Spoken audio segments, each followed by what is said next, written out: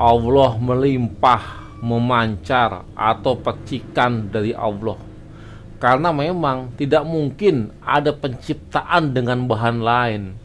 Pasti munculnya dari Allah. Dari situ kenapa melimpah bahasanya. Ibnu Arabi, Ibnu Sina, Imam Ghazali, dan kawan-kawan bahasanya melimpah, memancar, atau percikan dari diri Allah. Karena memang tidak bersifat. Kenapa? Allah menciptakan saja, tidak ada apa-apa. Tiba-tiba ada, itu susah dipahami. Jadi melimpah dari dirinya Allah, atau memancar, atau percikan, atau keluar dari dirinya Allah. Jadi wadatul wujud, satu-satunya wujud yang ada hanya Allah. Dan nanti dari situ melimpah lelehan atau percikan lahirnya alam semesta dan manusia. Dalam ilmu astronomi di tahun 1970,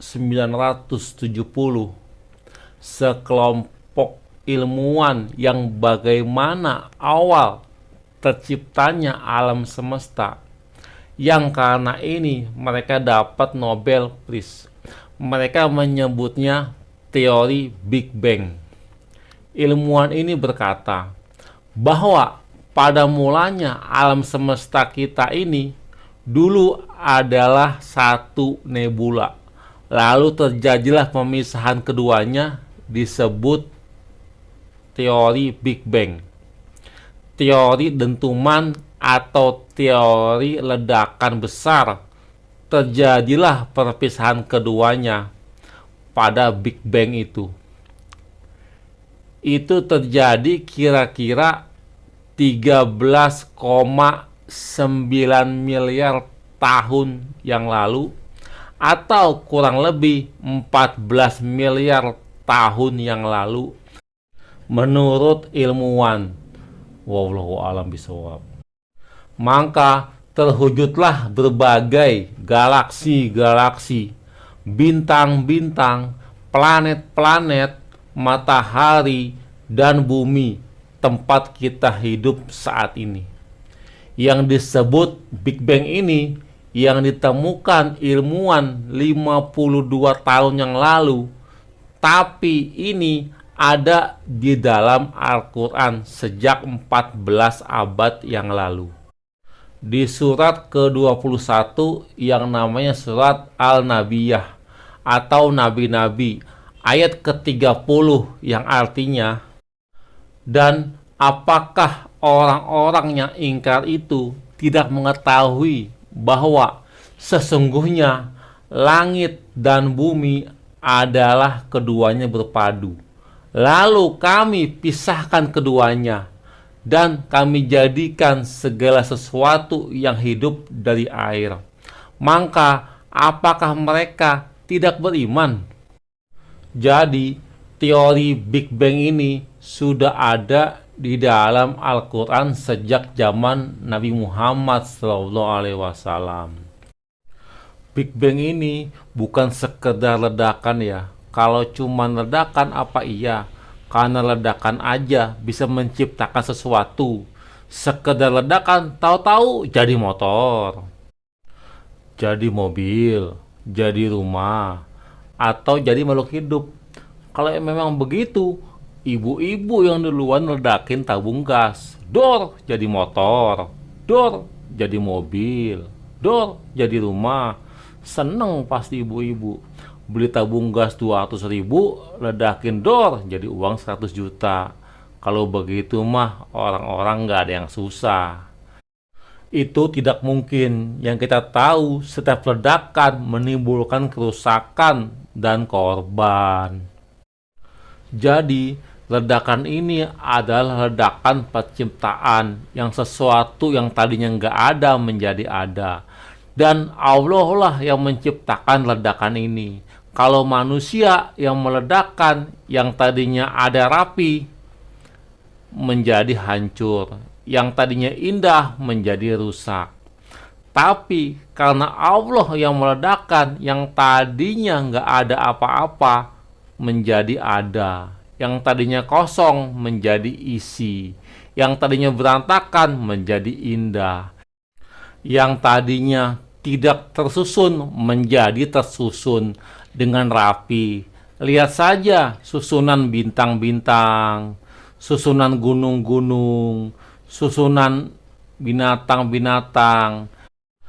Dari mulai yang paling kecil sampai yang paling besar disusun jumlahnya.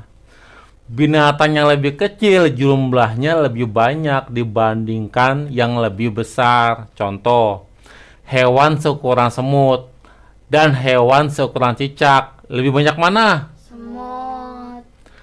Seukuran ayam dan seukuran kambing, banyakan mana? Ayam. Atau seukuran sapi dan seukuran gajah, lebih banyak mana? Sapi. Begini, seukuran semut hitam yang kecil dan seukuran semut langrang yang besar, banyakan mana? Semut hitam. Ya, itulah kehidupan. Semua itu Allah yang atur. Hanya perbedaan segitu aja sudah mengalahkan beberapa ribu yang kecil. La ilaha illallah, la ilaha illallah, la ilaha illallah, tiada Tuhan selain Allah. Yang di laut juga sama, ikan kecil dan ikan yang besar, banyakan mana? Ikan kecil. Orang miskin dan orang kaya, banyakan mana? Orang miskin. Masyarakat dan RT, banyakan mana? Masyarakat. RT dan wali kota, banyakan mana? RT. Banyakan mana gubernur sama presiden? Gubernur. Itulah yang disebut susunan dalam ciptaan dan susunan dalam bermasyarakat. La ilaha illallah, tiada Tuhan selain Allah. Itu udah Allah yang ngaturnya dalam pikiran manusia. Coba dibalik, RT-nya lebih banyak dari warganya, atau pimpinan lebih banyak dari karyawannya. Pusing-pusing dah yang jadi bawahan.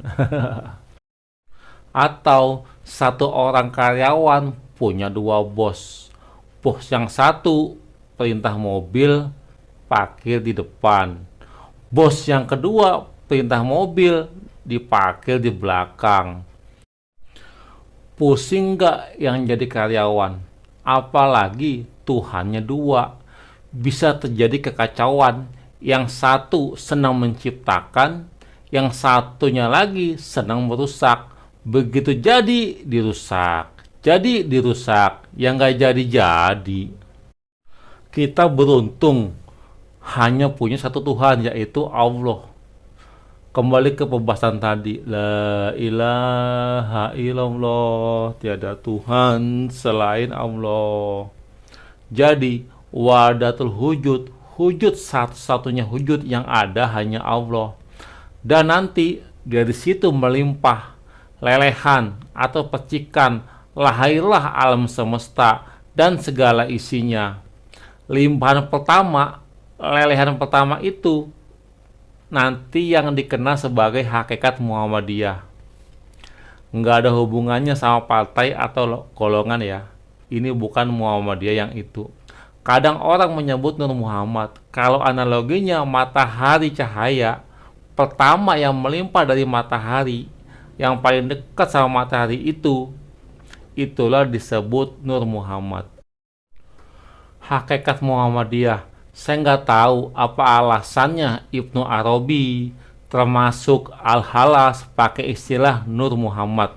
Mungkin dari premis bahwa makhluk di alam semesta ini yang jadi masterpiece-nya Allah manusia. Karena manusia makhluk yang paling sempurna, dan di kalangan manusia yang paling sempurna dan paling dicintai oleh Allah adalah Nabi Muhammad SAW. Berarti Nabi Muhammad paling dekat sama Allah. Maka pancaran pertama yang paling bercahaya oleh para sufi disebut Nur Muhammad atau hakikat Muhammadiyah. Maka ada hadis qudsi yang berbunyi, yang artinya, jika bukan engkau wahai Muhammad, maka aku tidak ciptakan langit dan bumi beserta isinya. Sebelum Nabi Muhammad SAW yang fisik ini lahir, dulu udah ada oleh Ibnu Arabi dan kawan-kawan disebut Nur Muhammad. Yang Nur Muhammad inilah nanti dari cahaya pertama lahirlah lelehan. Lelehan selanjutnya, cahaya-cahaya selanjutnya. Kalau ini matahari terang yang paling dekat dengan matahari disebut Nur Muhammad. Ini disebut terang yang kedua, sumbernya langsung dari matahari. Tapi terang yang ketiga sumbernya terang yang kedua. Ini nanti terang yang keempat sumbernya terang yang ketiga. Terang yang kelima sumbernya terang yang keempat, dan seterusnya. Jadi benchmark paling utama yang paling dekat, paling mirip itu Nur Muhammad. Kita semua adalah cermin keberadaan Allah. Seandainya ini Allah dan berada di tengah-tengah bangunan masjid, dan semua bangunan terbuat dari kaca, tembok, jendela, pintu, keramik, atap, cermin semua, atau kaca semua. Kenapa makhluk itu bayangannya Allah? Maksudnya apa? Makhluk itu gambaran yang ada di kaca. Alam semesta itu kayak gambar yang ada di kaca, atau kayak bayangan yang ada di kaca. Sekeliling masjid, gambar yang sana itu punggungnya, sebelah kanan itu pundaknya, sebelah kiri yang atas itu rambutnya, yang bawah itu kakinya. Itulah alam semesta. Kalau yang sana gerak, bukan sana yang gerak, tapi di sini yang gerak. Yang sana cuma gambarannya, cuma bayangannya, sifatnya hanya ilusi. Ada bayangan karena ada Allah. Allah yang wujud, yang sejati. Di luar itu bukan yang benar-benar wujud. Dia nggak benar-benar ada. Yang benar-benar ada yang di tengah-tengah masjid. Gambar yang dicermin bukan barang yang sebenarnya. Dia cuma pantulan dari barang yang sejati, termasuk dirimu. Jadi wujud kita bukan wujud sejati. Yang benar-benar wujud hanya Allah. Kalau pakai bahasa pewayangan, kita cuma wayang golek. Geraknya kita kalau digerakin sama dalang. Atau dalam sinetron, kita hanya artis, sutradara yang mengatur peran. Kadang peran jadi orang kaya, kadang peran jadi orang miskin, jadi pejabat, jadi rakyat, jadi orang yang berhasil, atau jadi orang yang gagal, atau orang yang memberi sedekah, atau orang yang punya utang yang banyak. Itu udah diatur oleh sutradara. Kita harus terima dan bersyukur apapun peran yang sutradara berikan, biar diajak main film dan dapat uang. Yang dapat piala citra yang patuh sama sutradara dalam menghayati peran sampai akhir film. Setiap kita dapat satu peran, seperti lagu zaman dulu. Peran bercinta membuat kita mabuk kepayang. Peran yang kocak membuat kita terbahak-bahak. Dunia ini panggung sandiwara kehidupan. Mengapa kita sampai tertipu? Mengapa kita sampai tertipu? Maka kita harus sholat. Maka kita harus sholat. Biar ingat kalau kita diciptakan sama Allah dengan sebaik-baiknya bentuk.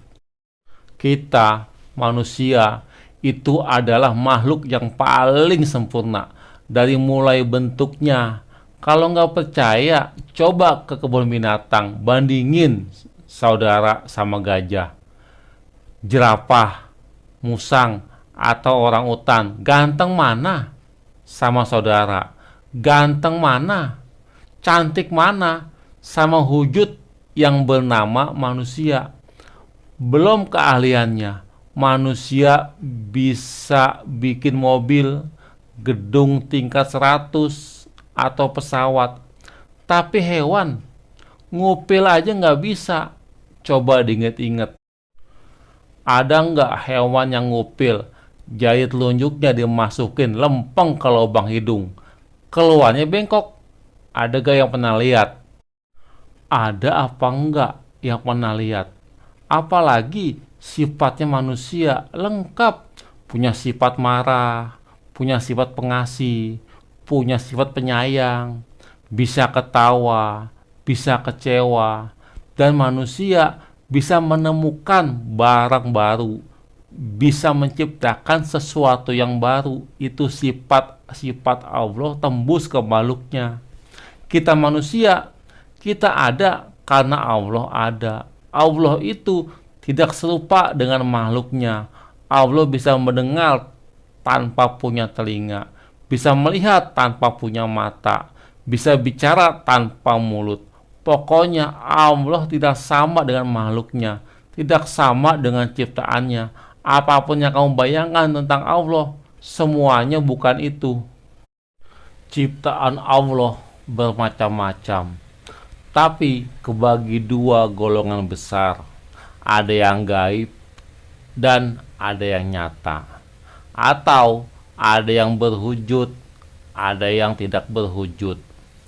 Susah percaya adanya karena gaib, tidak kelihatan. Contoh, malaikat, surga, neraka itu gaib, nggak kelihatan dan nggak berasa.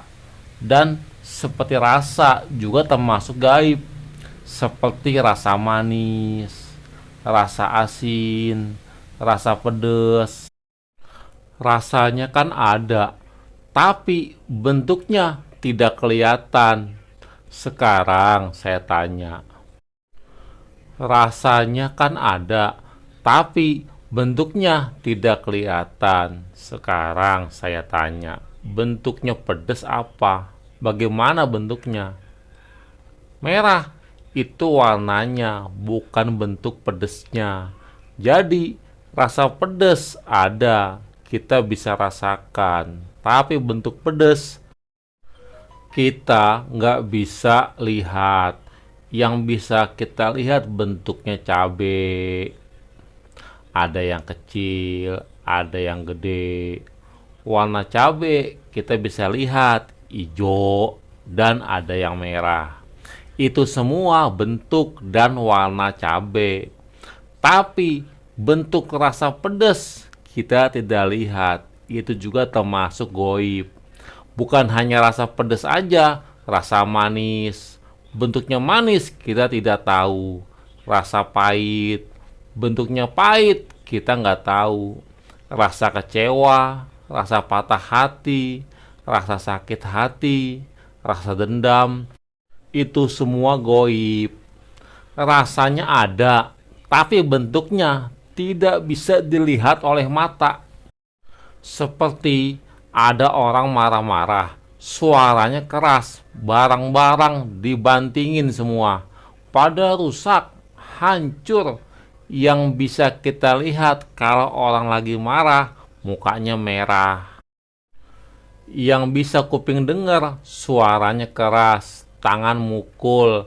Akibatnya barang-barang pada rusak. Padahal itu akibat marah. Akibatnya bisa kita lihat, tapi bentuknya marah, bentuknya senang, tidak ada yang tahu. Itu termasuk gaib.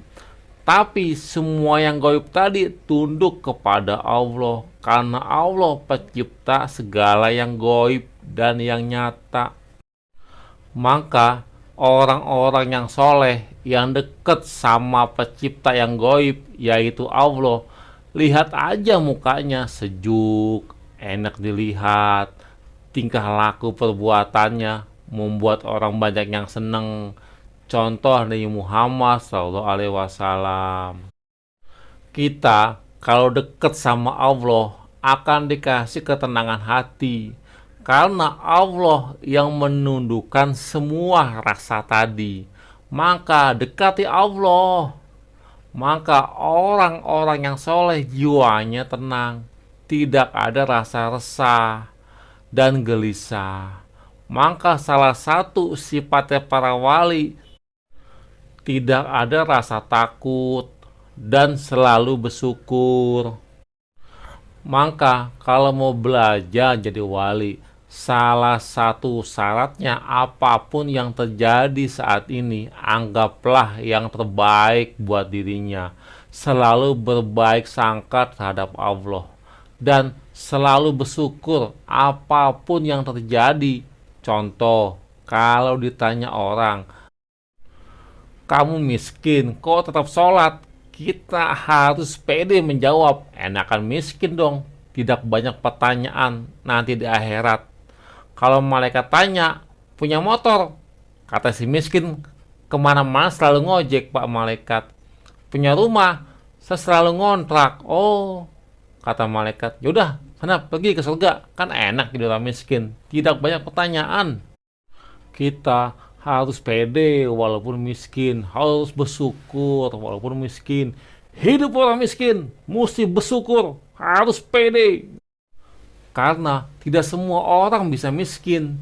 Justru orang-orang yang kaya harus berterima kasih kepada yang miskin. Coba nggak ada yang miskin, apa mereka masih disebut orang kaya? Bagi yang punya mobil, harus berterima kasih kepada orang miskin yang tidak punya mobil. Coba bayangin, bagaimana macetnya jalan raya kalau semua orang miskin punya mobil. Maka orang kaya jangan sombong, harus berterima kasih sama orang miskin. Karena mereka inilah jalan lebih lancar, penyumbang jalan lebih lancar. Karena kemana-mana jalan kaki, paling banter naik ojek. Kita harus pede jadi orang miskin. Harus bangga ada mobil orang kaya lewat ngebut. Kita senyum dalam hati, karena gua tuh mobil tadi bisa ngebut. Mudah-mudahan cepet beres urusan dia ya Allah. Kan jadi pahala. Karena bersyukur, maka jangan malu jadi orang miskin. Dunia ini panggung sandiwara, ceritanya bisa berubah kalau kita bersyukur. Kalau kita bersyukur, ceritanya bisa berubah kalau kita bersyukur. Kalau jadi orang kaya juga sama, harus pede, harus bersyukur. Jadi orang kaya hartanya dipakai buat ibadah, pergi haji, bangun masjid, banyak bersedekah. Kamu kaya, kok tetap sholat? Saya ini tidak punya apa-apa. Saya cuma dititipin dan dikasih sama Allah. Pengetahuan saya, ilmu saya, harta saya, Allah yang ngasih. Jadi begitu sedekah, ilmu dan harta ini semuanya darimu ya Allah. Maka kembali kepadamu ya Allah. La ilaha illallah, la ilaha illallah, la ilaha illallah. Tiada Tuhan selain Allah.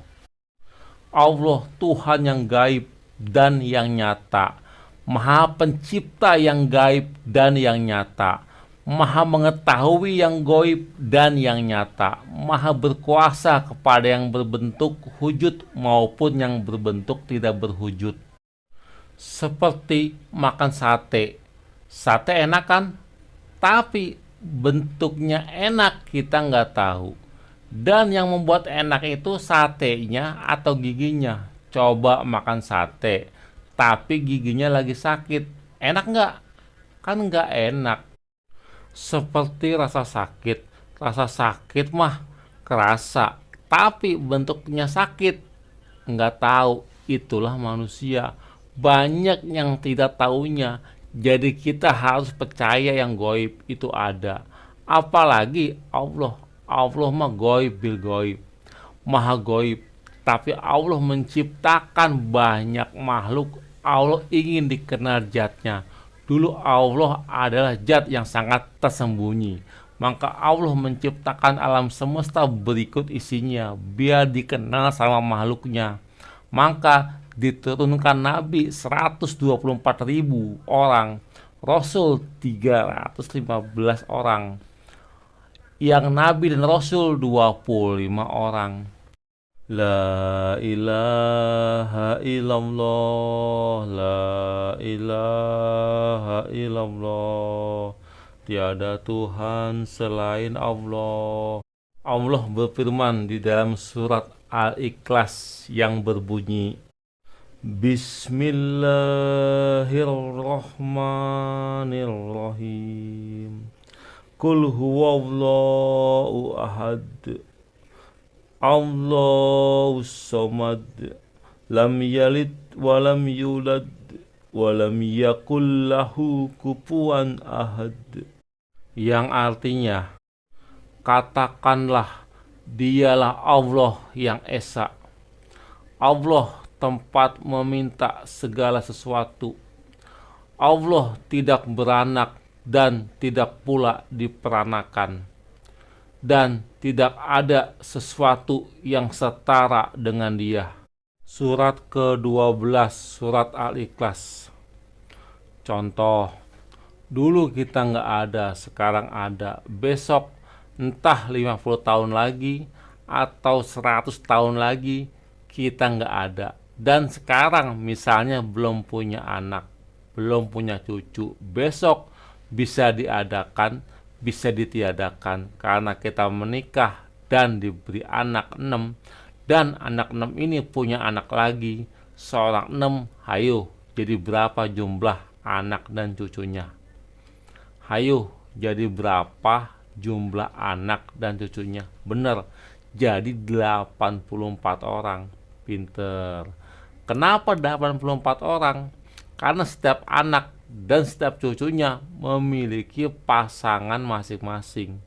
Apalagi kalau cucunya udah punya anak seorang 6 lagi aja, udah nggak perlu repot-repot setiap ada acara hajatan, nggak usah bikin undangan, karena keluarga sendiri udah banyak. Kenapa jadi banyak? Ayo, kenapa jadi banyak? Kenapa jadi banyak keluarganya? Ayo, kenapa? Karena diciptakan sama Allah. Yang tadinya sendiri karena punya istri jadi punya anak, karena punya anak jadi punya cucu, dan cucu tadi banyak. Yang tadinya nggak ada bisa diadakan sama Allah. Yang tadinya nggak ada bisa jadi ada. Yang tadinya tidak punya wujud bisa jadi punya wujud. Jadi wujud yang di luar wujud Allah punya dua sisi. Yang tadinya Adam bisa diwujudkan, yang tadinya wujud bisa diadamkan, yang tadinya nggak ada bisa diadakan, yang tadinya ada bisa ditiadakan. Yang Adam bukan Adam yang sejati, karena sewaktu-waktu bisa diwujudkan, atau yang tadinya wujud bukan wujud sejati, karena sewaktu-waktu bisa diadamkan. Adam di sini artinya kosong ya, bukan Nabi Adam. Yang tadinya ada bisa jadi tiada. Contoh, karena kita tidak dapat jodoh atau sakit, sebelum sempat kawin keburu meninggal, itu berarti tidak punya keturunan, berarti habis sampai di situ. Maka sesuatu yang ada bisa dihilangkan sama Allah. Seperti dinosaurus dan hewan-hewan juga banyak yang sudah punah. Entah punahnya karena itu hewan jomblo, karena jomblo tidak punya keturunan, terus tidak dapat pasangan, atau lingkungan yang tidak sesuai dengan habitatnya. Wallahu alam bisawab. Tapi yang jelas itu kehendak Allah, itu keinginan Allah. Kita ada keinginan, Allah ada keinginan. Yang pasti jadi keinginan siapa? Jelas keinginan Allah yang pasti jadi. Bagaimana caranya supaya keinginan kita diikuti sama Allah? Gampang, ikuti dulu keinginan Allah, nanti Allah mengikuti keinginan kamu. Contoh, kalau nanam padi, rumput tumbuh. Kalau nanam rumput, padi tidak tumbuh. Kenapa? Karena rumput itu hama, sifatnya mengganggu, sifatnya menggoda. Kalau kita menyembah Allah seutuhnya, akan digoda dengan kekayaan, harta, tahta, wanita, dan anak-anak. Setiap manusia akan dicoba lewat kekayaan, harta. Jadi jangan sombong dan melupakan Allah. Atau tidak dicoba dengan kemiskinan, sabar atau tidak. Jadi yang kaya janganlah bangga dan berbesar hati. Yang miskin jangan bersedih dan jangan meratapi diri. Derajat manusia di sisi Tuhannya itu semua sama. Derajat manusia di sisi Tuhannya itu semua sama. Yang membedakan itu takwanya. Kalau godaan itu rumputnya. Kalau menanam kebaikan, keburukan ada. Tapi kalau menanam keburukan, kebaikan tidak ada. Siapa menanam angin akan menuai badai. Kalau di akhirat, baik dibalas baik, jahat dibalas jahat. Itulah ketentuan dari Allah. Mumpung hidup, berbuatlah kebaikan kepada sesama dan beribadahlah kepada Allah. Kerjakanlah amal soleh dengan niat semua yang kita kerjakan hanya mengharap cinta Allah dan cinta Rasulullah.